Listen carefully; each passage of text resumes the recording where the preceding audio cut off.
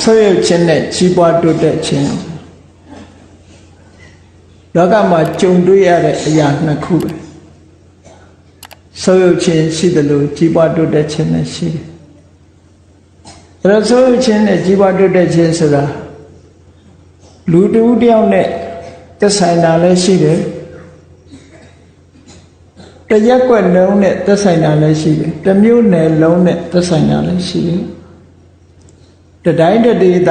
လုံးနဲ့သက်ဆိုင်တာလည်းရှိတယ်တတိုင်းပြည်လုံးနဲ့သက်ဆိုင်တာလည်းရှိတယ်ပေါ့နောက်ဆုံးမှာကဘာနဲ့သက်ဆိုင်တယ်လို့ဒီလိုပြောအောင်ဆုပ်ခြင်းနဲ့ကြီးပွားတိုးတက်ခြင်းဆုပ်ခြင်းဆိုတာဘယ်အရာမှမကောင်းဘူးပေါ့ကြီးပွားတိုးတက်ခြင်းကတော့ဘယ်အရာပဲဖြစ်ဖြစ်ကြီးပွားတိုးတက်လာရင်ကောင်းတယ်လို့ပဲပြောကြလောကမှာလူတွေဟာကိုယ့်ဘဝကိုဆုပ်ယုပ်မသွားအောင်ကြိုးစားအထောက်နေကြတယ်လူတိုင်းဟာကြီးပွားတိုးတက်ခြင်းကြတယ်ဒါကြောင့်မို့ကြိုးစားအထောက်နေကြတယ်ကြီးပွားတိုးတက်တယ်ဆိုတဲ့နေရာမှာစီစဉ်ဥစ္စာဘက်ကကြီးပွားတိုးတက်တာရှိတယ်အချွေရန်အသင်းပင်အပေါင်းအသင်းဘက်ကကြီးပွားတိုးတက်တာရှိတယ်ဆွေမျိုးသားချင်းတွေရဲ့ဘက်ကကြီးပွားတိုးတက်တာဖြစ်တယ်ရှိတယ်ပေါ့နောက်တစ်ခုကတော့အသိပညာအပြင်ကြီးပွားတိုးတက်တာရှိတယ်အဲ့တော့ကြီးပွားတိုးတက်မှုမှာလူတိုင်းနဲ့သက်ဆိုင်တဲ့ကြီးပွားတိုးတက်မှုတွေဟာဒီလိုရှိဆုပ်ယုပ်မှုကိုကြည့်မယ်ဆိုလို့ရှိရင်လည်းလူတိုင်းဟာဆွေနဲ့မျိုးနဲ့နေကြတာဆိုတော့ဆွေမျိုးတွေဘက်ကဆုပ်ယုပ်သွားတာလည်းရှိတယ်စီးပွားဥစ္စာဘက်ကဆုပ်ယုပ်သွားတာလည်းရှိတယ်အချမ်းရံတွေဘက်ကဆုပ်ယုပ်သွားတာလည်းရှိတယ်အသိပညာတွေဘက်ကဆုပ်ယုပ်သွားတာပဲရှိတယ်အဲ့ဒါလို့ဆုပ်ယုပ်မှုကြီးပွားတိုးတက်မှုဆိုတာဘယ်သူမှမရှောင်လွဲနိုင်တဲ့အရာတွေဖြစ်တယ်နိုင်ငံတနိုင်ငံမှာဆိုလို့ရှိရင်အရေးကြီးတဲ့စီးပွားတိုးတက်မှုကပါလဲနိုင်ငံတိုင်းဒီကနေ့အာရုံစိုက်ပြီးတော့စ조사နေကြတာဘာတိုးတက်ဖို့လဲလို့ဆိုစီးပွားရေးတိုးတက်ဖို့နော်စီးပွားရေးတိုးတက်ဖို့နီလာမျိုးစုံချပြီးတော့ကိုယ်နိုင်ငံ develop country ဆိုကြီးပွားတိုးတက်လာအောင်လို့ဆိုဝင်ငွေတွေကောင်းလာအောင်လူတွေရဲ့နေထိုင်မှုအဆင့်တွေတိုးမြင့်လာအောင်နိုင်ငံနဲ့အဝံဒီလိုကြိုးပမ်းကြကြီးပွားတိုးတက်ပြီးသားနိုင်ငံကြီးတွေမှာလူဘဝလူချင်းတူကြတော့လေ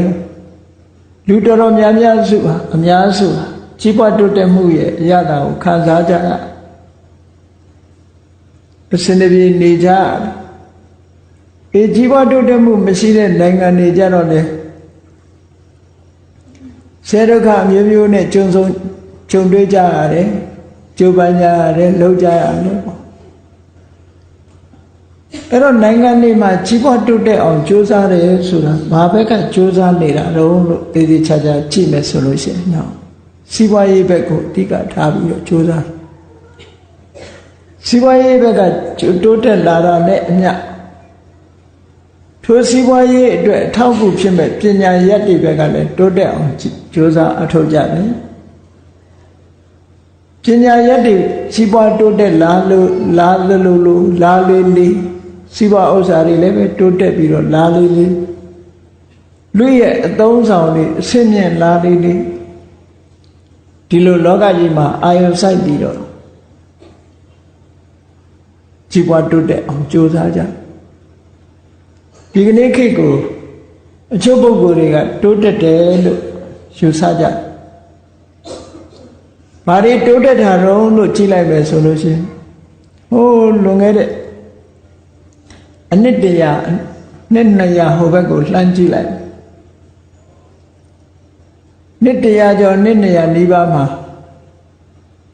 မြန်မာနိုင်ငံအထက်ပိုင်းကိုမင်းတို့မင်းကြီးတို့ဒီဘောမင်းတို့တို့အုပ်စိုးခဲ့အဲ့ဒီမင်းတို့မင်းတို့ဒီဘောမင်းတို့ရဲ့ရှေ့မှာဆိုလို့ရှိရင်မင်းတို့မင်းကြီးရဲ့နောင်တော်ပကံမင်းဆိုတာအုပ်စိုးခဲ့အဲ့ဒီပကံမင်းရဲ့ရှေ့ကိုမျှော်ကြည့်လိုက်မယ်ဆိုလို့ရှိရင် ရွှေဘုံမင်းလို့လည်းခေါ်တယ်တာယာဝတီမင်းလို့လည်းခေါ်တယ်အဲ့ဒီမင်းအုပ်စိုးတယ်တာယာဝတီမင်းရှိကိုကြည့်လိုက်မယ်ဆိုရင်ဘာကြီးတော်မင်းတို့မင်းကလှမ်းခေါ်တယ်ဘာကြီးတော်မင်းတရားစကိုင်းမင်းလို့လည်းခေါ်တယ်အဲ့ဒီမင်းအုပ်စိုးတယ်အဲ့ဒီမင်းရဲ့အရင်ကြည့်မယ်ဆိုရင်မင်းတို့ရဲ့ဘိုးတော်တော်လို့ဘိုးတော်မင်းတရားကြီးလို့အမရပူရမြို့ပြစီမံပြီးတော့အမရပူရမြို့အုပ်စိုးခဲ့အဲ့လိုမင်းဆက်ဆက်တည်းမြန်မာပြည်မှာအုပ်စိုးခဲ့တဲ့အချိန်တွေကိုလှမ်းမြော်ပြီးတော့ကြည့်ချင်ပကံခေတ်တော့တိတ်ဝေးလုံးအားကြီးလို့စဉ်းစားကြည့်လို့မသိနိုင်ဘူးအဲ့တော့လုံမောင်တကယ်တဲ့နှစ်100 200ကျော်ကိုပြန်ကြည့်မယ်ဆိုလို့ရှိရင်အဲ့ဒီနှစ်100 200ပိုင်းမှာမရှိခဲ့တဲ့ပစ္စည်းဥစ္စာတွေဒီကနေ့အများကြီးရှိလာတယ်ပေါ့အဲ့ဒီခေတ်တုန်းကမပေါ်ခဲ့တဲ့ပစ္စည်းဥစ္စာတွေဒီကနေ့ခေတ်မှာပေါ်လာတယ်ပြောရမယ်ဆိုလို့ရှိရင်တော့ဘိုးတော်မင်းတရားတို့ဗာကြီးတော်မင်းတရားတို့တာဝရီမင်းတို့ပကံမင်းတို့မင်းတို့မင်းတို့သူတို့ဟာဒီကနေ့ခေတ်ပေါ်နေတဲ့ကားတွေကိုစီးသွားရပါမလားစီးသွားပါဗျာသူတို့ခေတ်ကကားမပေါ်သေးဘူးနော်ကားမပေါ်သေးတော့သူတို့ဘာစီးတော့ဆိုလို့ရှိရင်မြင်းနဲ့ဆင်မဲစီးမှာပေါ့မှန်ပါဗျာမြင်းနဲ့ဆင်အဲ့ဒါကိုစီးပြီးတော့သွားကြတာဒီကနေ့ခေတ်မှာတော့အမှန်တမ်းတိုးတက်လာတယ်လို့ရုပ်ပိုင်းဆိုင်ရာတိုးတက်လာဖို့ကြောင့်ရှင်တွေကလည်းအမှန်တန်ကောင်းလာတယ်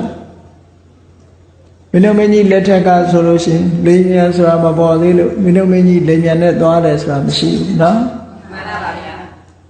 အဲ့ဒါလို့ရုပ်ထုဘက်ကတိုးတက်မှုတွေမရှိသေးတော့ထိုခေတ်ပေါ်လာတဲ့အချိန်ပေါ်လာတဲ့ပစ္စည်းကိုသာလည်းအသုံးပြုပြီးတော့သွားကြဒီကနေ့ခေတ်မှကြတော့မဟုတ်ပေါ်လာတဲ့ပစ္စည်းတွေကအလုံးကိုများလာ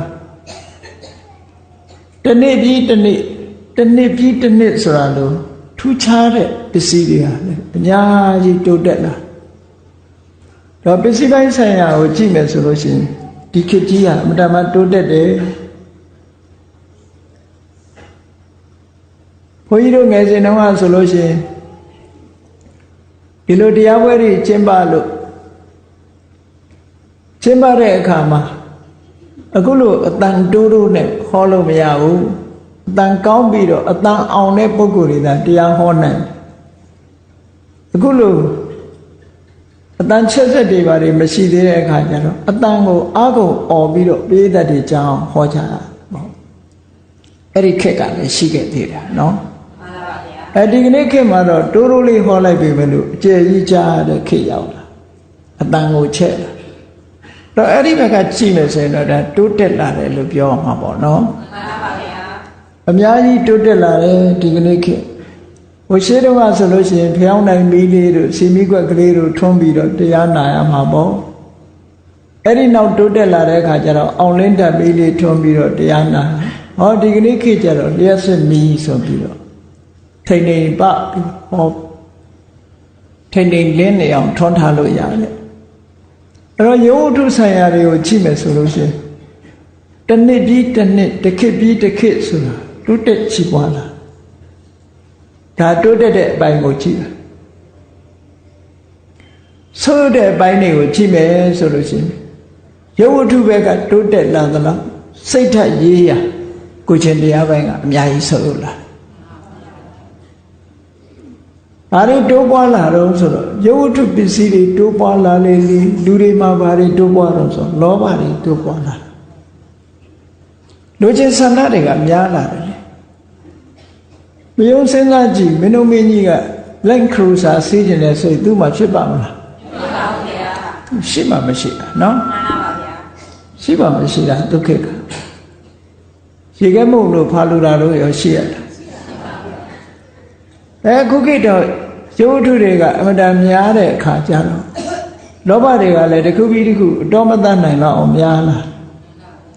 ကားတောင်မှမော်ဒန်နှိမ့်တဲ့ကားမစီးချင်မော်ဒန်မြင့်တဲ့ကားမှစီးချင်တယ်ဆိုဟောတဏှာဘက်ကနေပြီးတော့လူတွေရဲ့လိုအင်ဆန္ဒမဆုံးနိုင်တဲ့လိုအင်ဆန္ဒတွေကြီးထွားလာတယ်ပေါ့အဲ့ဒီဘက်ကကြည့်မယ်ဆိုလို့ရှိရင်နော် လောဘတွေကြီးလာပြီဆိုရင်ဘာတွေတိုးလာတာတုံးလို့ဆိုအကုသိုလ်တွေဘက်ကတိုးလာပြီးတော့အလောဘစားတဲ့ကုသိုလ်တရားတွေဘက်ကဆုပ်ယုပ်လာတာ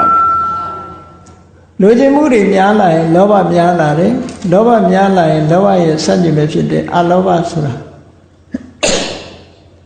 နည်းသွားတာမဟုတ်ကိုချင်းတရားတွေဘက်ကလည်းပဲပြက်ပြားလာတကဘာလုံးကိုခြုံကြည့်မယ်ဆိုရင်လူတွေဟာစီးပွားရေးနဲ့ပတ်သက်ပြီးတော့တနိုင်ငံနဲ့တနိုင်ငံရှင်ပြိုင်ကြရတယ်တမျိုးနယ်နဲ့တမျိုးနယ်ရှင်ပြိုင်ကြနောက်ဆုံးမှာတဦးနဲ့တဦးရှင်ပြိုင်လို့ကိုယ့်ရဲ့နေပါအိမ်နီးနားချင်းကကားစီးရင်ကျန်တဲ့အိမ်နီးနားချင်းကလည်းကားစီးချင်လာတယ်ပေါ့ဒီလိုကြိုးစားအထောက်မှုတွေများလာတဲ့အခါရတာရှိတယ်လို့မရတာလည်းရှိတယ်မရရင်ဘာဖြစ်လာလဲလို့ဆိုရင်လူတွေရဲ့စိတ်ထဲမှာ stress လို့ခေါ်တယ်စိတ်ဖိစီးမှုတွေဖြစ်လာအဲ့ဒီရှင်ပြိုင်မှုကိုအကြောင်းပြုပြီးဒီလိုတိုးတက်မှုတွေအကြောင်းပြုပြီးတော့ရှင်ပြိုင်မှုတွေအများကြီးပေါ်လာတယ်အဲ့ဒီရှင်ပြိုင်မှုတွေကကိုချင်းတရားကိုပြပြသွားစေတယ်ပေါ့အဲ့ဒါလို့ပြပြသွားသည့်အတွက်ကြောင့်ဒီကနေ့ခေတ်ဟာရာသီဥတုကလည်းအမတန်မှပူလာရာသီဥတုပူတာတော့ဘုလိဝတ္တဌာနတို့သိပ္ပံဆရာတွေကတော့ပြောတာပေါ့သဘာဝရဲ့ဥရုဖောက်ပြန်မှုတွေတို့အိုဆုံးတက်ပေါက်တာတို့လာနီညာတို့အယ်နီညိုတို့ဘာတို့ဓာတ်တွေပြောမှာပေါ့နော်မှန်ပါဗျာတစ်ဖက်ကထည့်ပြီးတော့ပြောစရာရှိတာမလဲလို့ဆိုရင်လူတွေရဲ့စိတ်ပူပန်မှု stress ဆိုတာတွေကဒီစိတ်ဖိစီးမှုတွေရဲ့အပူကလည်းပဲနေတာမှာမဟုတ်ပဲတမန်လူတယောက်ဟာအေးချမ်းချမ်းနေတဲ့ပုဂ္ဂိုလ်ရဲ့ကိုယ်ကနေထွက်လာတဲ့အငွေ့မပြင်းထန်ဘူးစိတ်လှုပ်ရှားပြီးတော့လူချင်းဆန္ဒတွေပြင်းနေတဲ့ပုဂ္ဂိုလ်ရဲ့တဏ္ဍာကနေထွက်လာတဲ့အပူငွေ့ပိုပြင်းထန်အခုတရားနာတဲ့အထိုင်းမှာလူတွေကပိုအိုက်လာကြတယ်ဘာလို့ပိုအိုက်တော့ဆိုလူတယောက်ဟီတာတစ်လုံးဖြစ်တယ်နော်မှန်ပါပါအပူတွေဝင်နေသည့်အတွက်ကြောင့်လူရဲ့အပူငွေ့တွေဟာများလာခါတိုင်းနဲ့ပိုများလာတယ်လို့ပြောရမယ်ဘာဖြစ်လို့တော့ဆိုလို့ရှိရင်လူတွေမှာတကဘာလုံးနဲ့ခြုံပြီးတော့ပြောမယ်ဆိုရင်တနယ်လုံးတရက်ွက်လုံးတစ်မြို့နယ်လုံးဒေသကြီးတစ်ခုလုံးခြုံပြောလို့ရှိရင်စိတ်ပူပန်ပြီးတော့လောဘတွေဒေါသတွေမောဟတွေဆိုတဲ့ဒီသဘာဝတရားတွေစိတ်ထဲနှလုံးထဲမှာပူလောင်ပြီးတော့နေတာကြောင့်မို့လို့ခန္ဓာကိုယ်ကထွက်လာတဲ့အပူတွေဟာလည်းပိုပြီးတော့များလာတယ်ပေါ့အဲ့ဒါလို့ပိုများလာသည့်အတွက်ကြောင့်ကဘာကြီးကလည်းပဲပူနွေးလာတာပဲဒါလည်းအကြောင်းတစ်ခုလို့ပြောရမှာပဲဒါကြောင့်မို့လို့တိုးတက်ခြင်းနဲ့ဆုပ်ယုပ်ခြင်းနဲ့ကြီးပွားတိုးတက်ခြင်းလို့ဆိုတဲ့နေရာမှာတစ်ဖက်ကဆုပ်ယုပ်တာတစ်ဖက်ကကြီးပွားတိုးတက်တာအဲ့ဒါလို့တမန်အားဖြင့်ကြည့်ပြီးတော့ပြောကြစီးပွားရေးဘက်ကဆုပ်ယုပ်သွားတာဆွေတွေမျိုးတွေကဆုပ်ယုပ်သွားတယ်အပေါင်းအသင်းရောင်းရင်အချမ်းရံပိဋကတွေကဆုပ်ယုပ်သွားတယ်တတိပညာတွေကဆုပ်ယုပ်သွားတယ်ကိုချင်းတရားတွေကဆုပ်ယုပ်သွားအဲ့ဒီဆုပ်ယုပ်မှုတွေထဲမှာဘယ်ဆုပ်ယုပ်မှုကဆိုးပြီးတော့ဘယ်ဆုပ်ယုပ်မှုကနည်းနည်းတော်သေးတယ်လို့ပြောရမလဲဆိုတာစဉ်းစားရမှာပေါ့ကြီးပွားတိုးတက်မှုဆိုတဲ့နေရာမှာလည်းပဲစီးပွားဥစ္စာတွေကြီးပွားတိုးတက်တာရှိတယ်ဆွေတွေမျိုးတွေကြီးပွားတိုးတက်လာတာရှိတယ်မြန်မာနိုင်ငံမှာဆိုလူဦးရေကြီးပွားတိုးတက်တာစစ်ဖြစ်ပြီးကစားမြန်မာနိုင်ငံမှာလူဦးရေတန်ပေါင်း18တန်းပဲရှိအခုတန်ပေါင်း60ကျော်သွားဟောဒီဘက်ကလည်းကြီးပွားတိုးတက်လာတယ်လို့ပြောရနော်အဲ့ဒါလို့လူဦးရေတိုးတက်လာတာတို့စီးပွားဥစ္စာဘက်ကတိုးတက်လာတာတို့အချမ်းရံတွေဘက်ကတိုးတက်လာတာအသိပညာတွေဘက်ကတိုးတက်လာတာနိုင်ငံနဲ့ချီပြီးတော့ဒီလိုဆုပ်ယုပ်မှုတိုးတက်မှုဆိုတာရှိတယ်အဲ့တော့ကိုပြန်ပြီးတော့ဆန်းစစ်ကြည့်တဲ့နဲ့တို့တွေလူတဦးစီရဲ့ကြီးပွားမှုတိုးတက်မှု ဆုပ်ယုပ်မှုတိုးတက်ချီးပွားမှုဒီနှစ်ခုစဉ်းစားတဲ့နဲ့ပေါ့ကိုယ်အရေးကိုကိုယ့်ဘာကိုစဉ်းစားပြီးတော့ကြည့်လူတယောက်မှာဆွေတွေမျိုးတွေဘက်ကဆုပ်ယုပ်သွားတာရှိတယ်စီးပွားဥစ္စာဘက်ကဆုပ်ယုပ်သွားတာရှိတယ်အချမ်းရံဒီဘက်ကနေဆုပ်ယုပ်သွားတာရှိတယ်ပညာဘက်ကဆုပ်ယုပ်သွားတာရှိတယ်ပေါ့အဲ့ဒီဆုပ်ယုပ်မှုတွေထဲမှာဘယ်ဆုပ်ယုပ်မှုကအဆိုးဝါးဆုံးလဲဘယ်ဆုပ်ယုပ်မှုကတော်သေးတယ်လဲဆိုတာစဉ်းစားရအောင်နောက်တစ်ခါကြီးပွားတိုးတက်မှုမှာလည်းပဲကိုယ့်ကိုယ်ပြန်ကြည့်ကိုယ်မှာဆွေတွေမျိုးတွေတိုးပွားလာသလားတိုးပွားလာတာရှိတယ်စီစဉ်ဥစ္စာတွေတိုးပွားလာတာရှိတယ်အချမ်းရံတွေတိုးပွားလာတာရှိအသိပညာတွေတိုးပွားလာတာရှိအဲ့ဒီတိုးပွားလာမှုတွေမှာဘယ်တိုးပွားမှုကအကောင်းဆုံးလဲကောင်းတယ်ဆိုရင်ဘာကြောင့်ကောင်းတာလဲဆိုတာအသေးစိတ်လေ့လာဆန်းစစ်ပြီးတော့ကြည့်ဖို့လိုတယ်ပေါ့မှန်ပါဗျာဒီကိစ္စတွေနဲ့ပတ်သက်ပြီးတော့မြတ်စွာဘုရားရဲ့ဟောပြောသွန်သင်ချက်ဘုန်းကြီးတို့တွေမှတ်သားနိုင်ယူကြရမယ်အချက်လက်တွေများစွာရှိတယ်လောကမှာတိုးတက်တယ်ဆိုတဲ့အတိုင်းလည်းပဲအကောင်းကြီးလို့ပြောလို့မရဆိုးရုပ်တယ်ဆိုတဲ့အတိုင်းမှာလည်းပဲဆိုးကြီးလို့ပြောလို့မရတာလည်းရှိတယ်တိုးတက်မှုဆိုတဲ့အတိုင်းပဲလည်းအကောင်းဆုံးတိုးတက်မှုလားတာမန်တိုးတက်မှုလားဒီလိုခွဲခြားပြီးတော့ကြည့်ဖို့လိုအပ်တယ်ပေါ့နော်မှန်ပါပါဗျာတခုနဲ့တခုလည်းပဲနှိုင်းရှင်ကြည့်ပြီးတော့ပြောရတာမျိုးလည်းရှိတယ်ဘယ်လိုဆိုးရုပ်မှုကတော့တော်သေးတယ်ဘယ်ဟာဆိုးရုပ်မှုကပိုဆိုးတယ်ဆိုတာဒါမျိုးတွေကတိုင်းတာပြီးတော့တစ်ခုနဲ့တစ်ခုနှိုင်းရှင်ပြီးတော့ကြည့်ရမယ်အရာကြီးဖြစ်တယ်ပေါ့ဆိုတော့ပြောမယ်ဆိုလို့ရှိရင်ရုပ်ဝတ္ထုပစ္စည်းကတိုးတက်တာရဲ့ရုပ်ဝတ္ထုပစ္စည်းတွေဆုပ်ယုပ်သွားတာရဲ့ကိုချင်းတရားဆုပ်ယုပ်သွားတာရဲ့ဒီဆုပ်ယုပ်မှုနှစ်ခုတည်းဘယ်ဆုပ်ယုပ်မှုကပိုဆိုးတယ်လို့ထင်တယ်လဲဒါသိကြတယ်နော်ကိုချင်းတရားဆုပ်ယုပ်သွားမှုကပိုဆိုးတယ်လို့ဒီလိုမြင်မှမှန်ကန်တဲ့အမြင်လို့ပြောရဒါဖြင့်ဘာဖြစ်လို့ပူဆိုးတယ်လို့ပြောရတယ်လဲဆိုရင်ရုပ်ဝတ္ထုဘက်ကဆုပ်ယုပ်ပြပြမှုဟာတခဏပဲတဘဝစာပဲကိုယ်အကြီးကျယ်ထိခိုက်နစ်နာစေတာမဟုတ်ဘူးမင်းတို့မင်းကြီးဖွာလူတာတောက်မသွားရလို့လည်းဘာမှမဖြစ်ဘူးဟုတ်ကဲ့ကားစီးမသွားရလို့လည်းဘာမှမဖြစ်ဘူးကိုချင်းတရားဘက်ကဆုပ်ယုပ်ပျက်စီးသွားပြီဆိုလို့ရှိရင်ဒီလူဟာလူဘဝပြန်လာဖို့မတန်ခက်သွားပြီပေါ့ကိုချင်းတရားပြပြမှုဆိုတဲ့အကုသိုလ်တွေကိုအကြောင်းပြုပြီးတော့သူကအပင်ငရဲမှာဒုက္ခခံရတော့တယ်ဒါကြောင့်မလို့ဆုပ်ယုပ်မှုနှစ်ခုထဲမှာနှိုင်းရှင်ကြည့်မယ်ဆိုလို့ရှိရင်ကိုချင်းတရားဆုပ်ယုပ်မှုဒီတန်တရားအတွက်ပါမကောင်းဘူးလို့အမတန်ဆိုးရတဲ့ဆုပ်ယုပ်မှုလို့ဒီလိုပြောရမှာပဲမှန်ပါဗျာအဲ့ဒါလို့နှိုင်းရှင်ပြီးတော့ကိုနှိုင်းဆပြီးတော့ဆုံးဖြတ်ပြီးဆုပ်ယုပ်မှုနဲ့နှစ်ခုရှင်းရှင်းပြီးတော့ကြည့်ပြီးတော့ဆုပ်ယုပ်မှုနှစ်ခုကျုံလာလို့ရှိရင်ကိုဦးစားပေးရမယ်ဟာရှိတယ်ကြီးပွားတိုးတက်မှုနှစ်ခုဆုံးလာလို့ရှိရင်လည်းဦးစားပေးရမယ်ဟာရှိတယ်အဲ့ဒါလို့ရှင်းလင်းသိတာကိုမြတ်စွာဘုရားသခင်ကိုရောမြတ်ကအကြောင်းတိုက်ဆိုင်လို့ဟောထားတဲ့သုတ်တန်လေးတွေမှတ်သားနိုင်ယူချဖို့ရှိတယ်ပေါ့မှန်ပါဗျာ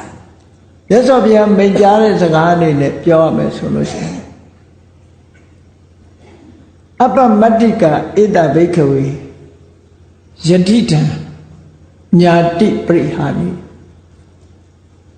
ဆွေရမျိုးတွေဆိုပြပြသွားတယ်လို့ကိုယ်ဆွေရမျိုးတွေတည်လို့ဆုံးလို့မိသားစုတွေဆုပ်ယုပ်သွားတယ်ဆိုရင်အဲ့ဒီဆုပ်ယုပ်မှုဟာရှိတယ်မရှိဘူးမဟုတ်အဲ့ဒီဆုပ်ယုပ်မှုဟာတဲ့မပြောပါတော့ပါဘူးတဲ့ဘာဖြစ်လို့မပြောပါတော့ပါဘူးဆိုတဘဝတာမြတာဆုပ်တာဖြစ်လို့အချိန်အားဖြင့်လည်းကိုယ်အများကြီးထိခိုက်တာမဟုတ်ဘူးပေါ့နော်မှန်ပါပါဗျာဒီဆုပ်ယုပ်မှုကြောင့်အပင်ငရဲကိုကြမှာမဟုတ်ဘူးပေါ့ဆွေတွေမျိုးတွေဆုပ်ယုပ်သွားလို့ကိုယ်မှာအပင်ငရဲကြနိုင်တဲ့အနေအထားမရှိဘူးတဲ့ ဒါကြောင့်မို့လို့ဆွေတွေမျိုးတွေဆုပ်ယုပ်သွားတဲ့ဆုပ်ယုပ်မှုမျိုးဟာမပြောပတော့ပါဘူးသိပြီးတော့စိုးရင်တော့ကဖြစ်เสียမလိုတော့ပါဘူးတကယ်ကတော့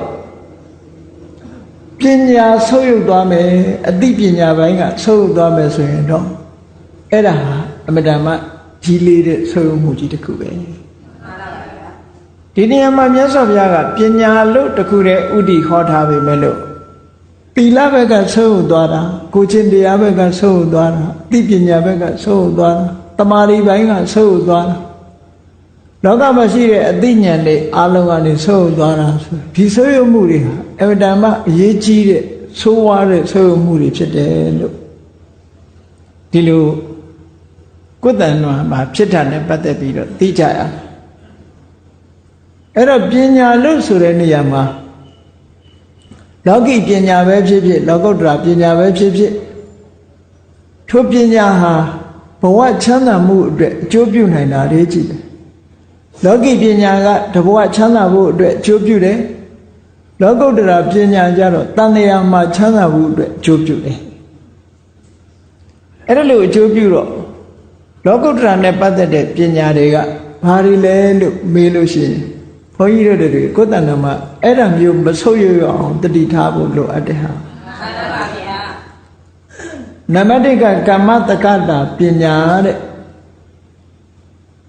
ကိုလို့ရင်ကောင်းတာလို့ဒီဖြစ်စေမကောင်းတာလို့ဒီဖြစ်စေကောင်းတာလို့ရင်ကောင်းကျိုးကိုနဲ့သာသက်ဆိုင်တယ်မကောင်းတာလို့ရင်လည်းမကောင်းကျိုးဟာကိုနဲ့သာသက်ဆိုင်တယ်လို့ကံကံရဲ့ကျိုးကိုသိမြင်တဲ့အသိပညာဟာဘဝတစ်ခုအတွက်အမတန်မှအရေးပါတဲ့အသိပညာတစ်ခုဖြစ်တယ်လောကမှာလူတွေစောင့်ဝတ်နေရေးအတွက်ရှားဝယ်နိုင်တဲ့ပညာတွေဘလောက်တက်ကမ္မတက္ကတာပညာမျိုးမရှိဘူးဆိုလို့ရှိရင်အဲ့ဒီပုဂ္ဂိုလ်ဟာကောင်းတဲ့သူဒီကိုမရောက်နိုင်ဘူးလေဒါကြောင့်မလို့ကံကံရဲ့အကျိုးသိမြင်တဲ့လက်ခံနိုင်တဲ့ပညာမျိုးကမ္မတက္ကတာပညာလို့ခေါ်တယ်အဲ့ဒါကိုပဲကမ္မတက္ကတာတမ္မာဒိဋ္ဌိလို့လည်းသုံးတယ်ပေါ့တမ္မာဒိဋ္ဌိဆိုတာလည်းပဲပညာကိုပဲပြောတာပဲအဲ့တော့အဲ့ဒီပညာကဘဝခရီးလျှောက်လန်းတဲ့အခါမှာချမ်းသာဒုက္ခရဖို့အတွက်အမှန်တမ်းအရေးကြီးတဲ့ပညာရတယ်လောကီပညာအတမွေးဝမ်းကြောင်းပညာဆိုတာတဘဝစာအတွက်ပဲအသုံးကျတယ်ဟောဒီတမ္မာဒိဋ္ဌိကမ္မတက္ကတာပညာဆိုတာကြတော့တဘဝစာအတွက်တည်းမကဘူးတဏှာအတွက်ပါအသုံးဝင်တယ်ဘယ်လိုကြောင့်အသုံးဝင်တာတော့လို့ဆိုရင်စဉ်းစားကြည့်ကိုယ့်အကိုလည်းပြန်စစ်ဆေးကြည့်ကံတရားနဲ့ကံတရားရဲ့အကျိုးကိုငါလက်ခံသလားတကယ်ရောယုံကြည်သလားဒါကိုယ့်အကိုစဉ်းစားမှန်ပါပါဗျာကိုယ့်ကိုစဉ်းစားတယ်ဆိုတဲ့နေရာမှာအလေးနဲ့ထားတဲ့ပုဂ္ဂိုလ်ဟာမြတ်စွာဘုရားဟောတဲ့အတိုင်းကောင်းတာလုပ်လို့မကောင်းတာလုပ်တဲ့မြတ်ကံတရားတွေဟာငါနဲ့သာသက်ဆိုင်နေငါပဲအမွေခံရမယ်မကောင်းတဲ့ကံရဲ့အမွေကမကောင်းကျိုးကောင်းတဲ့အမွေကံရဲ့အမွေကကောင်းကျိုးလို့ဆိုတော့လူတိုင်းဟာကောင်းကျိုးချမ်းသာပဲရချင်ဆိုးကျိုးကိုဘယ်သူမှမရချင်ဘူးပေါ့ကံကိုမယုံတဲ့ပုဂ္ဂိုလ်ကြတော့အိုးကောင်းတာလုပ်လဲကောင်းတာမဖြစ်ပါဘူးဆိုးတာလုပ်လဲပဲအဆိုးမဖြစ်ပါဘူးကံဆိုတာလောကမှာမရှိပါဘူးကံရဲ့အကျိုးဆိုတာလည်းလောကမှာမရှိပါဘူးသူဖြစ်ချင်တာဖြစ်တာပါလို့ဒီလိုခံယူတဲ့ပုဂ္ဂိုလ်နဲ့မဟုတ်ဘူးကောင်းတာကိုလုပ်ရင်ကောင်းကျိုးရမယ်ဆိုးတာကိုလုပ်ရင်ဆိုးကျိုးရမယ်ကံကံရဲ့အကျိုးဆိုတာရှိတယ်လို့မြင်တဲ့ပုဂ္ဂိုလ်ဒီပုဂ္ဂိုလ်နှစ်ဦးကိုနှိုင်းယှဉ်ကြည့်မယ်ဆိုလို့ရှိရင်ကံကံရဲ့အကျိုးကိုလက်မခံတဲ့မစင်စားတဲ့အသိဉာဏ်မရှိတဲ့ပုဂ္ဂိုလ်ဟာလူတော်လူကောင်းဖြစ်ဖို့ရအခွင့်အရေးမရှိဘူးမှန်ပါပါဗျာဘာဖြစ်လို့တော့ဆိုတော့ तू ကကံကံရဲ့အကျိုးကိုမယုံကြည်သည့်အတွက်ကောင်းတာလည်းလုပ်မှာပဲဆိုးတာလည်းလုပ်မှာပဲကံကံရဲ့အကျိုးကိုလက်ခံတဲ့သိမြင်တဲ့ဉာဏ်ရှိတဲ့ပုဂ္ဂိုလ်ကတော့ဆိုးတဲ့ကံကိုလုပ်ရင်ကိုယ်ရဲ့ဆိုးကျိုးတွေရမှာဆိုတာ तू ကကြောက်တယ်ကောင်းကျိုးချမ်းသာကိုရကြသည့်အတွက်ကြောင့်ကံကံရဲ့အကျိုးကိုယုံကြည်သည့်အတွက်ကြောင့်ကောင်းကျိုးချမ်းသာရဖို့ကောင်းတာပဲလုပ်တယ် तू ကြတယ်ဟော ဒါကြောင့်မို့လို့ကမ္မတက္ကတာတမ္မာဒိဋ္ဌိရှိပြီဆိုလို့ရှိရင်လူတော်လူကောင်းဖြစ်နိုင်တယ်လို့ဒီလိုပြောတယ်ကမ္မတက္ကတာပညာကမ္မတက္ကတာတမ္မာဒိဋ္ဌိမရှိဘူးဆိုလို့ရှိရင်လူတော်လူကောင်းမဖြစ်ဘူးတဲ့အဲ့ဒီကမ္မတက္ကတာပညာချို့တဲ့နေတဲ့ပုဂ္ဂိုလ်ကိုဘာလို့ခေါ်တော့ဆိုမိစ္ဆာဒိဋ္ဌိကဒုစရိုက်7ပါးထဲမှာမနောဒုစရိုက်မှာမိစ္ဆာဒိဋ္ဌိဆိုတာပါတယ်အဲ့ဒီမိစ္ဆာဒိဋ္ဌိဆိုတာကံရဲ့အကျိုးကိုညှင်းပယ်တဲ့မှားရတဲ့အယူဆတရားကိုပြောတာတက္ကာယဒိဋ္ဌိတို့ဘာလို့ ਨੇ မဆိုင်ဘူးအဲ့ဒီနေရာမှာတက္ကာယဒိဋ္ဌိကိုပြောတာမဟုတ်ဘူးအဲ့ဒီမနောဒုစရိုက်မှာပါတဲ့အကုသလကမ္မပဋ္ဌတရား7ပါးမှာပါတဲ့ဒိဋ္ဌိမိစ္ဆာဒိဋ္ဌိဆိုတာကံရဲ့အကျိုးကိုညှင်းပယ်တာကံရဲ့အကျိုးကိုညှင်းပယ်ရင်ကံကိုလည်းညှင်းပယ်ပြီးသားဖြစ်တယ်ပေါ့ဒါကြောင့်မို့လို့ကိုလှုပ်တာကိုကိုယ်အတိမမပြုတ်တဲ့သဘောရောက်သည့်အတွက်ကြောင့်အဲ့ဒီပုဂ္ဂိုလ်မြတ်စွာဘုရားကကောင်းရသူဂတိဘုံမရောက်ဘူးတဲ့ဒါကြောင့်မို့မိစ္ဆာဒိဋ္ဌိအယူရှိတဲ့ပုဂ္ဂိုလ်ဟာတက်ခါဝရဏနတ်ပြည်ကိုတောင်တားတယ်လို့ဒီလိုပြောတာအဲ့ဒီကံကနတ်ပြည်ကိုတားတယ်ကောင်းရသူဂတိကိုမရောက်နိုင်ဘူးတဲ့ဟောကမ္မတက္ကတာပညာရှိတဲ့ပုဂ္ဂိုလ်မှဒီဘဝက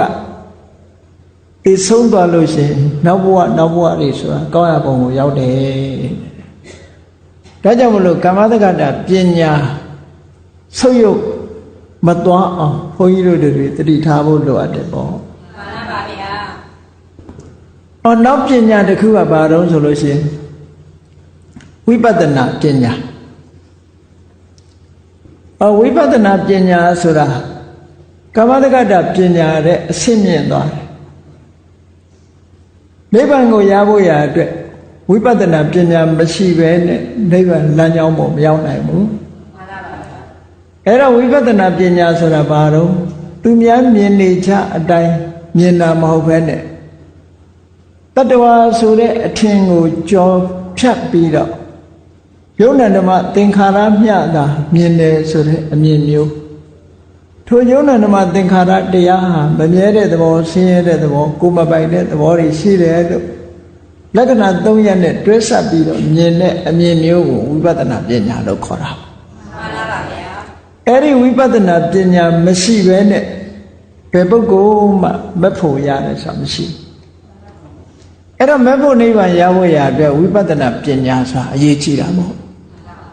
အကယ်၍ဝိပဿနာပညာဆိုးပြပြသွားပြီဆိုရင်ဘလောက်ဖဲမဖို့ရခြင်းပဲလို့ရမှာမဟုတ်ဘူးတဲ့မှန်ပါပါနိဗ္ဗာန်ကိုမျက်မှောက်ပြုဖို့ရအတွက်ဝိပဿနာပညာဟာအရေးကြီးတဲ့အပိုင်းမှာပါတယ်ဒါကြောင့်ဝိပဿနာပညာရဲ့ဆုံးယုံမှုဟာအမှန်တမ်းဆိုးဝါးတဲ့ဆုံးယုံမှုလို့ဟောနောက်တစ်ခုကဘာတော့ဆိုရင်ဇာနာပညာတမာရီကျင့်စဉ်တစ်ခုကျင့်ပုံကျင့်နည်းနဲ့လည်းကတမာရီကျင့်စဉ်တစ်ခုကိုအောင်မြင်မြင်ကျင့်လို့တမာရီရဲ့အကြောင်းထိုတမာရီကြောင့်ရရှိလာတဲ့အကျိုးတရားတွေကိုကောင်းစွာသိမြင်တဲ့ပညာမျိုးဒါဇာနာပညာလို့ခေါ်တယ်မှန်ပါပါဗျာအဲ့ဒီပညာရှိတဲ့ပုဂ္ဂိုလ်မှဒီဘဝမှာလည်းအေးချမ်းစွာနေနိုင်ပြီးတော့နောက်မှကဘာချီပြီးတော့အသက်ရှည်တဲ့ပြမဘုံမျိုးချမ်းသာတာနေနိုင်တယ်ဆိုတဲ့အကျိုးကျေးဇူးတွေကိုရနိုင်တယ်ပေါ့မှန်ပါပါဗျာနောက်ပညာတစ်ခုကဘာလဲဆိုရင်မက္ခပညာမက္ခပညာဆိုတာမဂ္ဂင်၈ပါးအကျင့်တရားဝိပဿနာအနေနဲ့ကျင့်ကြံကြိုးကိုအားထုတ်လိုက်လို့ဒီမဂ္ဂင်၈ပါးအကျင့်တရားထဲမှာပါတဲ့တမ္မာဒိဋ္ဌိစတဲ့သဘာဝတရားတွေဟာစွမ်းအားတွေထက်မြက်ပြီးနောက်ဆုံးနိဗ္ဗာန်ကိုရှာတွေ့ပြီးတဲ့အခါမှာကိလေသာတွေအားလုံးကိုဖယ်ရှားပြစ်ပြီးအဝိဇ္ဇာတို့တဏှာတို့ကိုဖယ်ရှားပြစ်ပြီးဒုက္ခကတိချုပ်ငြိမ်းရမှာနိဗ္ဗာန်ကိုမျက်မှောက်ပြုနိုင်တဲ့ပညာမျိုးမဂ္ဂပညာလို့ခေါ်တယ်မှန်ပါပါဗျာအဲ့ဒီမဂ္ဂပညာကထုတ်လွှတ်လိုက်တဲ့အသိပညာမျိုးကြတော့ဖလပညာလို့ခေါ်တယ်အဲ့ဒီမဂ္ဂပညာဖလပညာမရဘဲနဲ့တဏှာဝုက လွတ်နိုင်စွာဘယ်သူမှမရှိဘူးတန်တရားဝတ်ဆင်းရဲတွေကလွတ်ကဲမှုအတွက်ဒီပညာနှစ်ခုဟာစွမ်းဆောင်မှုပေးနိုင်တယ်တဲ့မှန်ပါဗျာဒါကြောင့်မို့လို့ဒီပညာနှစ်မျိုးမဆွတ်ရောက်အောင်လည်းကြိုးစားအထောက်ကြအောင်ဖြစ်တယ်မှန်ပါဗျာအဲ့ဒါကြောင့်မို့လို့ဒီနှစ်ခုနှိုင်းရှင်ကြည့်လိုက်တဲ့အခါပညာရဲ့ဆွတ်ရောက်မှုဆိုတဲ့နေရာဒီပညာဆွတ်ရောက်မယ်ဆိုရင်ချမ်းသာဒုက္ခတွေဆွတ်ရောက်သွားမှာပဲကမ္မတက္ကတာပညာဆွတ်ရောက်သွားလို့ရှိရင်ဘဝဒုက္ခဘဝတပ္ပတိဆိုတာဆွတ်ရောက်သွားမယ်ဝိပဿနာပညာဆွတ်ရောက်သွားပြီဆိုရင်မကဒုက္ခဖလဒုက္ခဆိုတာတွေကဆွတ်ရောက်သွားနိုင်တယ်ဇာနာပညာဆွတ်ရောက်သွားနိုင်လို့ရှိရင်ဗြဟ္မဘုံမှာဖြစ်ပြီးတော့အသက်ရှင်ကြမှုဆိုတဲ့ဒီဇာနာဒုက္ခမှာဆွတ်ရောက်သွားနိုင်တယ်မဂ္ဂပညာဖလားပညာဆွတ်ရောက်သွားပြီဆိုလို့ရှိရင်မဂ္ဂဒုက္ခဖလားဒုက္ခနိဗ္ဗာန်ဒုက္ခတွေကဆွတ်ရောက်သွားနိုင်တယ်လို့ဆုံးရှုံးနေတာသွားနိုင်တယ်ဒါကြောင့်မို့အဲ့ဒီပညာရဲ့ဆွတ်ရောက်မှုဟာအမှန်တမ်းကြီးမားတဲ့ဆွတ်ရောက်မှုလို့ဒီလိုပြောတာနော်မှန်ပါပါဗျာအဲ့ဒီဒါကြောင့်မို့လို့အခုပြောခဲ့တဲ့ပညာတွေတိုးပွားလာအောင်မိမိတို့ကိုယ်တိုင်ကြိုးစားအထောက်ကြရမယ်ဒါကြောင့်မို့မြတ်စွာဘုရားကအပ္ပမတ္တိကဧတဝိက္ခုယတိတံညာတိပရိဟာနိစေရညိုတွေရဲ့ဆွေးမှုဆိုတာမပြောပါတော့ပါဘူးတဲ့ဧတံပฏิကိဋ္ဌံယတိတံညာပညာပရိဟာနိဟောပညာဆွေးရသွားမှုကတော့ဆိုးဆုံးပဲလို့ပညာဆွေးရမှုမဖြစ်စေရဘူးလို့ဟောမြတ်စွာဘုရားဒါတတိပေးပြီးတော့ဟောကြားတဲ့တရားတစ်ခုပဲเนาะမှန်ပါဗျာအဲ့တော့ဒီဆွေတွေမျိုးတွေဆွေးသွားတာဘာကိုအကြောင်းပြုပြီးတော့မြတ်စွာဘုရားကဟောတာလဲလို့ဆိုလို့ရှိရင်သူကယဟန်တွေကဒါနဲ့ပတ်သက်ပြီးတော့ဆွေးနွေးကြတာရှိတယ်ပေါ့ဗန္ဓုလစစ်သူကြီးအကြောင်းအလုံးကြားဖို့ကြလိုက်မယ်မြတ်စွာဘုရားလက်ထက်ကဗန္ဓုလစစ်သူကြီးကိုပြောတာဗမာပြည်ကဗန္ဓုလစစ်သူကြီးကိုပြောတာမဟုတ်ဘူးအဲ့ဒီမြတ်စွာဘုရားလက်ထက်တော့က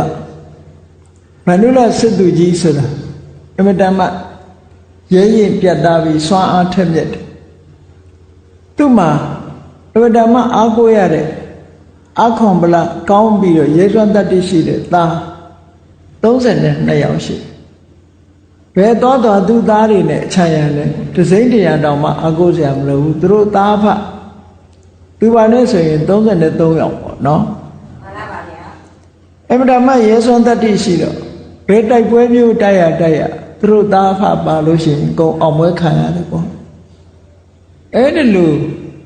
ဆွေတွေမျိုးတွေဘက်ကကြီးပွားတိုးတက်နေတဲ့ဗန္ဓုလစစ်သူကြီးဟာပတိနရီကောသလမင်းကြီးကိုဂုံးတိုက်ကြတဲ့အခါပတိနရီကောသလမင်းကြီးကအထင်မြင်နေလွဲသွားတယ်။ဘာဖြစ်လို့ဂုံးတိုက်တယ်လဲလို့ဆိုလို့ရှိရင်တရက်တော့တာဝတိပြည်ကတရားရုံးတစ်ခုမှာတရားသူကြီးတွေကမတရားသဖြင့်ဆုံးဖြတ်ပြီးတော့နေကြတော့မကျေနပ်တဲ့လူတွေကအော်ကြဟစ်ကြဗန္ဓုလစစ်သူကြီးအနာရောက်တဲ့အခါမှာဘယင်ခါစားဖို့သွားတော့အနာရောက်လာတဲ့အခါမှာဗန္ဓုလစစ်သူကြီးကိုတောင်းဆိုပေးကြတရားရုံးမှာမကန်ကန်ဆုံးဖြတ်ပေးဖို့ဆိုဗန္ဓုလစစ်သူကြီးကဝင်ထိန်ပေးတဲ့အနေနဲ့သူကတရားရုံးဝင်ပြီးတော့တရားဆုံးဖြတ်ပေးတယ်မှန်ကန်အောင်ဆုံးဖြတ်အဲ့ဒါလို့ဆုံးဖြတ်တဲ့အခါမှာလူတွေကသဘောကျပြီးတော့သူ့ကိုဝိုင်းဝန်းပြီးတော့ထောက်ခံကြအဲ့ဒါကိုကောသလမင်းကြီးကသိတဲ့အခါကျတော့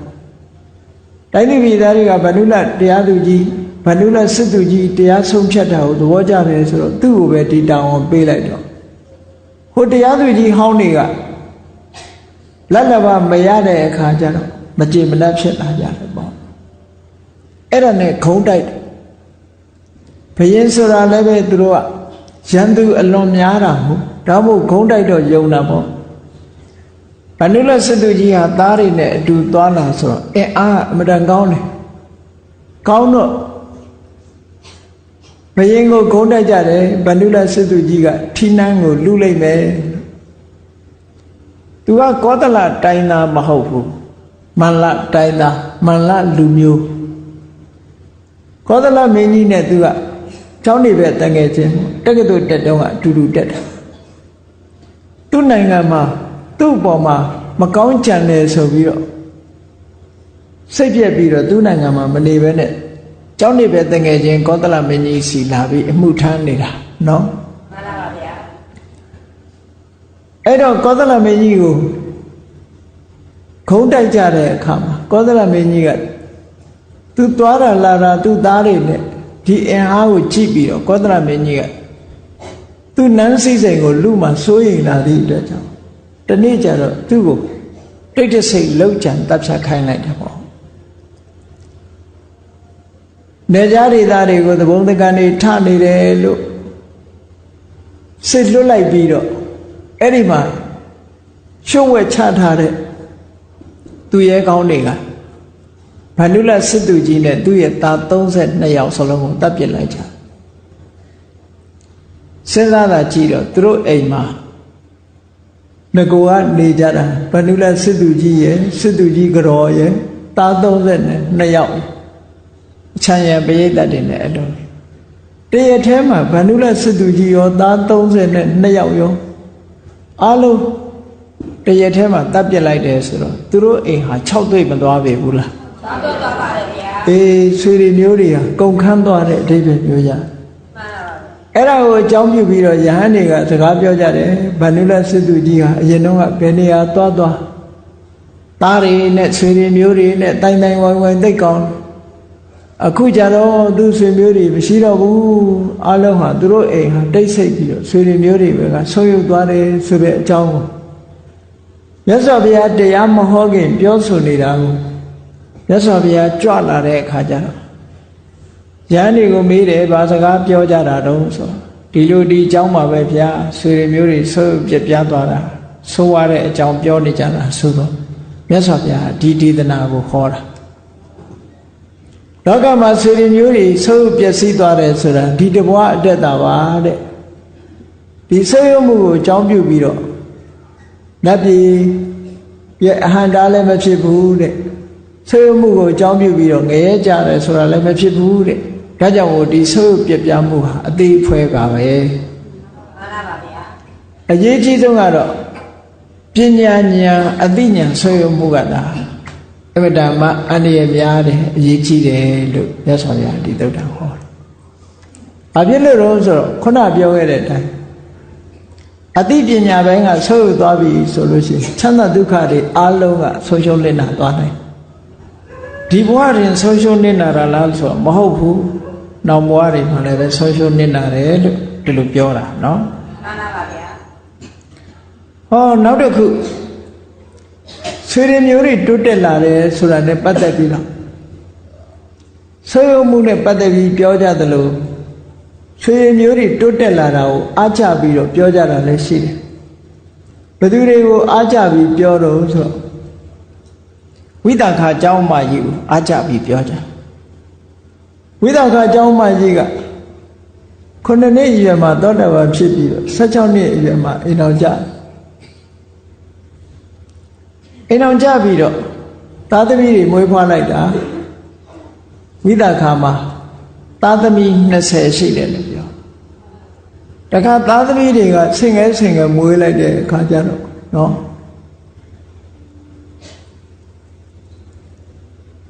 မြေ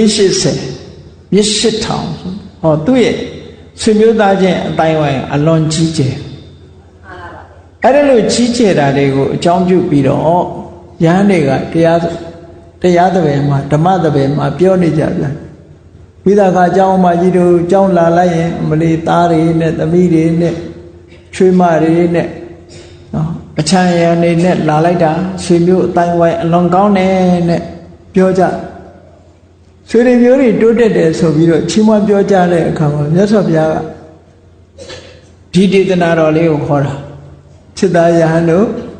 ဆွေတွေမျိုးတွေတိုးတက်တယ်ဆိုတာတဲ့ပြောပလောက်တဲ့တိုးတက်မှုလို့မခေါ်နိုင်ဘူးတဲ့ဒီဘဝတခဏသာတိုးတက်တာပစ္စုပန်ဘဝမှာတဘဝအတွက်သာကောင်းတာအရေးကြီးဆုံးကတော့ပညာတိုးတက်မှကောင်းတယ်ဟော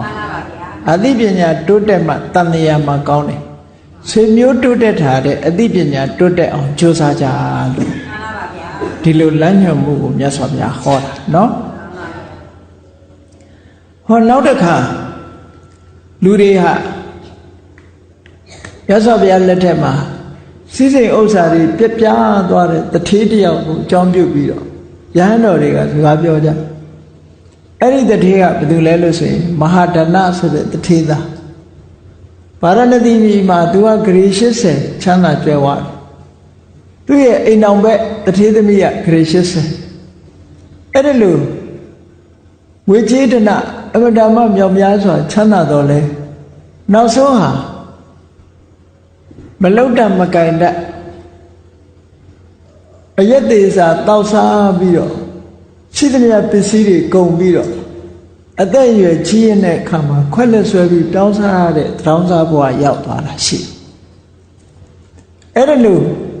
စီးစိမ်ဥစ္စာတွေကဆုပ်ပြက်ပြားပြီးတော့ခွက်လက်ဆွဲတောင်းစားရတဲ့တောင်းစားဘဝရောက်သွားတဲ့မဟာဒဏတထေးသားတို့ရှုမြင်ပြီးတော့ယဟန်တွေကပစ္စည်းဥစ္စာဆုံးယုံမှုတွေနဲ့ပတ်သက်ပြီးတော့ပြောကြတယ်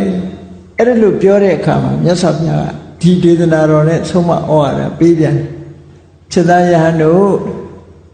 စီးစိမ်ဥစ္စာဆုံးယုံသွားတယ်ဆိုတာအသေးအဖွဲလေးပါတဲ့စီးစိမ်ဥစ္စာဆုံးယုံသည့်အတွက်ကြောင့်ငရဲမကြပါဘူးတဲ့ပညာဆုံးယုံရင်တော့ငရဲကြနိုင်တယ်ဒါကြောင့်မို့လို့ပညာမဆုံးယုံစိမ့်နဲ့လို့ဒီလိုပြောတယ်နော်အဲ့ဒါလိုပဲစီးစိမ်ဥစ္စာတိုးတက်များပြားလာတဲ့ပုဂ္ဂိုလ်တွေကိုအကြောင်းပြုပြီးတော့လည်းပဲဒေသနာတစ်ပုဒ်ဖြစ်ပြန်တယ်ပုံနာတထေးနဲ့ပတ်သက်ပြီးတော့ပြောကြပုံနာတထေးဆိုတာသူများအိမ်မှာလဲထွန်ပြီးတော့အငှစားလုပ်ရတဲ့သူဆင်းရဲပဲအဲ့ဒီသူဆင်းရဲကဇနီးတဲ့ကလည်းရှင်သာရိပုတ္တရာကိုဆွန့်လှူတယ်သူကလည်းတပူတို့ရေတို့လှူတယ်အဲ့ဒီနေ့မှာရှင်သာရိပုတ္တရာလှူလိုက်ရတဲ့ကုသိုလ်ကောင်းမှုသူတို့ရဲ့စေတနာစွမ်းအားကြောင့်မို့လို့သူထဲထွန်ထားတဲ့မြေကြီးတွေကနေပြီးတော့ရွှေဖြစ်သွားတယ်မြေကြီးခဲတွေကရွှေခဲတွေဖြစ်သွားတဲ့ထီအောင်သူကအကျိုးပေးလိုက်တော့နေချင်းရချင်းတထေးဖြစ်သွားတယ်ပေါ့နော်မှန်ပါပါဗျာအဲ့ဒါလို့နေချင်းညာချင်းတထေးဖြစ်သွားတဲ့ပုံနာကိုအကြောင်းပြုပြီးတော့ရဟန်းတွေကစကားပြောကြတယ်ဩစီးစိမ်ဥစ္စာတွေတိုးတက်လိုက်တာအမတန်ဆင်းရဲတဲ့ဘဝကနေပြီးတော့ဒီနေ့တွေတကယ်ကိုရွှေတထေးဘဝရောက်သွားတယ်မြတ်စွာဘုရားကသိတဲ့အခါမှာခြေသားယဟန်တို့စီးစိမ်ဥစ္စာတွေတိုးပွားသွားတာတိုးတက်သွားတာပြောပလောက်အောင်မဟုတ်ပါဘူးစီးစိမ်ဥစ္စာတိုးတက်သည့်အတွက်ကြောင့်နတ်ပြည်ကိုရောက်နိုင်တာမဟုတ်ဘူးတော့ဘဝစာအတွက်သာဖြစ်တယ်အရေးကြီးဆုံးကတော့ပညာတိုးတက်အောင်ကြိုးစားကြရမယ်မှန်ပါဗျာအဲ့တော့ပညာကိုဥတည်ပြောပြီးပဲလို့ကိုချင်းတရားဘက်ကတိုးတက်အောင်ကြိုးစားကြရမယ်စိတ်ဓာတ်ဘက်ကတိုးတက်အောင်ကြိုးစားရမယ်အသိပညာတွေတိုးတက်အောင်ကြိုးစားရမယ်ဒီလိုဆိုလိုတာနော်မှန်ပါဗျာအဲ့ဒါလို့ဒေသနာတစ်ပုဒ်ဖြစ်တယ်လို့နောက်တစ်ခါမြတ်စွာဘုရားလက်ထက်မှာပြီးဆုတ်ယုတ်မှုတွေတိုးတက်မှုတွေနဲ့ပတ်သက်ပြီးအချမ်းရံနေတိုးတက်လာတာတို့အချမ်းရံဆုပ်ယုပ်သွားတာတို့နဲ့ပတ်သက်ပြီးတော့တခါကောသလမင်းကြီးအကြောင်းကောသလမင်းကြီးရဲ့နောက်ဆုံးနေ့ဟာအကောင်းမဖြစ်ဘူးပြောကောသလမင်းကြီးဟာအသက်80အရွယ်ရောက်တဲ့အခါကျတော့ခဏဗန္ဓုလစစ်သူကြီးကိုလှုပ်ကြံတပ်ပြခိုင်းပြီးတဲ့အခါမှာသူ့ရဲ့တူတော်တဲ့ဒီကကာရယနာကိုစစ်သူကြီးရာပေးထားသူစိတ်မကောင်းဖြစ်ပြီးတော့အဲ့ဒီကလေးကသူနန်းတော်မှာတိတ်မပျော်တော့ဘူးပေါ့အသက်ကလည်းကြီးလာတယ်တက်80ကျော်ပါမြတ်စွာဘုရားနဲ့တွေ့ဆုံမေဓာလုပလို့ခေါ်တဲ့တန်ခဝေမင်းတို့ရဲ့ဏိကုံးရွာလေးမှာမြတ်စွာဘုရားကိုတွားပြီးတော့ဖူးတွေ့ပြီးတရားစကားပြောနေတဲ့အချိန်လေးမှာအညို့အတေးထားတဲ့ဒီကကာရဏဆိုတဲ့စစ်သူကြီးကအာနာသိမ့်သွားဝိတရိဝါကိုမင်းမြောက်ပြီးတက်ခေါက်ပြန်သွားတော့ကောသလမင်းကြီးကမြင်းတစည်းနဲ့အမျိုးသမီးတယောက်ပဲကြံရစ်တဲ့သူ့အတွက်အဲ့ဒါပဲခြံထားတယ်ဟောကဲစဉ်းစားကြည့်ကောသလမင်းကြီးကဖျားစီသွားတော့ကအချမ်းရံပေါင်းမြောက်များစွာနဲ့သွားတယ်နောက်ဆုံးကြတော့သူတယောက်တည်းပဲ ပြုစုဖို့အမျိုးသမီးတယောက်ပဲခြံထားခဲ့ပြီးမြင်းတစ်စီးနဲ့အမျိုးသမီးတယောက်နဲ့ပဲသူဟာနောက်ဆုံးကြတော့ရာဇဂိုပြည်ကိုသွားပြီးတော့အဇာတတမင်းရဲ့အကူအညီနဲ့တိုင်းပြည်ကိုပြန်ပြီးတော့စစ်တိုက်မယ်လို့သွားရင်းကနေခီးပန်းပြီးတော့ရာဇဂိုမြို့အပြင်ဘက်ဇရပ်ပေါ်မှာပဲသူဘဝနေကုန်ချုပ်သွားအဲ့ဒါနဲ့ပတ်သက်ပြီးတော့ယဟန်တွေကပြောဆိုကြတယ်မင်းစည်းစိမ်နဲ့အချမ်းရံနောက်လိုက်နောက်ပါအချွေရံနေအလွန်များတဲ့ကောသလမင်းကြီးဟာနောက်ဆုံးကြတော့အချွေရံနေဆုပ်ပြပြသွားကြတယ်သွားတယ်ဆိုတာကိုတရားသဖြင့်ဓမ္မသဖြင့်မှာပြောဆိုနေတော့မြတ်စွာဘုရားအချစ်သားယဟန်တို့လောကမှာအချွေရံတင်းပင်ဆုပ်ယုပ်ပြပြခြင်းဆိုတာဟာဒီဘဝအတွက်သာဖြစ်တယ်မပြောပလောက်ပါဘူးအရေးကြီးဆုံးကအသိပညာမဆုပ်ယုပ်ဖို့ကအရေးကြီးတယ်အသိပညာမဆုပ်ယုပ်စေချမ်းတယ်လို့ဒီလိုတိုက်တွန်းတာနော်မှန်ပါဗျာဟောနောက်တစ်ခါအခြေခံဒီတိုးတက်တာနဲ့ပတ်သက်ပြီးတော့လေမြတ်စွာဘုရားကရာဇဂိုပြည်မှာတထေးသားတယောက်ပဲသို့တော်လည်းကံမကောင်းအကြောင်းမလားတော့ခုခေတ်ဒီမြန်မာပြည်မှာရင်တော့ဖြစ်ခဲ့တဲ့ယောဂမျိုးလို့ပေါ့ပလိယောဂအဗဓမ္မကုသလင်ညာနဲ့ပလိယောဂမျိုးစာပေကျမ်းကနေမှာတော့အဟိဝါဒရောဂလို့ခေါ်တယ်အဟိဝါဒရဲ့အဓိပ္ပာယ်ကိုဖွင့်ဆိုရေးသားကြတာအတိအကျမသိရတော့လည်းပဲမွေစိတ်ကဲ့သို့ပြင်းထန်ပြီးတော့လင်းလင်းမြန်မြန်ကုသတဲ့ယောဂလို့ဒီလိုအဓိပ္ပာယ်ဖွင့်ဆိုကြတယ်ပေါ့အဲ့ဒီအဟိဝတ္တယောဂဖြစ်တဲ့အခါမှာသူ့မိသားစုအမေရောအဖေရောသိဆုံးသွားပြီသူကတော့ထွက်ပြေးသွားလို့သူ့မှာဂရေ40ရွှေငွေရတနာတွေမြေကြီးထဲမှာမြုပ်ထားတာရှိတယ်အဲ့ဒါကိုဒီကယောဂကြီးအင်းငိမ့်သွားတဲ့အခါသူတိတ်တဆိတ်ပြန်လာပြီးတော့အဲ့ဒီရွှေတွေငွေတွေမပြည့်စည်တာကိုသိတော့ထုတ်ဖော်ပြီးတော့လည်းမသုံးရဲဘူးနောက်ဆုံးကြတော့သူဟာသူများအိမ်မှာအခစားလုပ်ပြီးတော့ရိုးရိုးကုတ်ကုတ်နဲ့နေတာနောက်ဆုံးကြတဲ့အခါသူလုပ်ရတဲ့အလုပ်ကဘာလို့ဆိုရင်မနဲ့စောစောထားဖို့ရက်ွက်ထဲမှာလိုက်ပြီးတော့အော်ဟေးရတဲ့နှိုးဆော်ရတဲ့အလုပ်ကိုလုပ်ရအဲ့ဒီအတန်ကြားတဲ့အခါကျတော့ဗိမိသာရမင်းကြီးကဒီလူဟာပတ်စံချမ်းသာတဲ့လူရဲ့အတန်ပဲလို့အတန်ကိုဗိမိသာရမင်းကြီးကအတန်ကြားတာနဲ့လူရဲ့အဆင့်တန်းကိုသိနောက်ဆုံးကျတော့သူ့ရဲ့ရှိုးဝဲစွာထားတဲ့ယရနာတွေကိုထုတ်ဖော်ပြီးတော့သူဟာအမတန်ထင်ရှားကြော်ကြားတဲ့တထေးတူဘဝရောက်ပြီးတော့သွားပြီးခြံရံနေနဲ့ကြီးပွားတိုးတက်သွားတယ်သူ့အကြောင်းကိုယဟန်တွေကပြောကြတယ်အော်ငကိုယ်တော့ကတယောက်တည်းလောက်ကင်စားတော့ပြီးတော့တကောင်ကျွဲ့အနေနဲ့ဆင်းရဲသားဘဝနဲ့လောက်ကင်စားတော့နေတဲ့ကုံမဂောသကဒီနေ့တော့တထေးကြီးဖြစ်ပြီးတော့ခြံရံပရိသတ်မြောက်များစွာနဲ့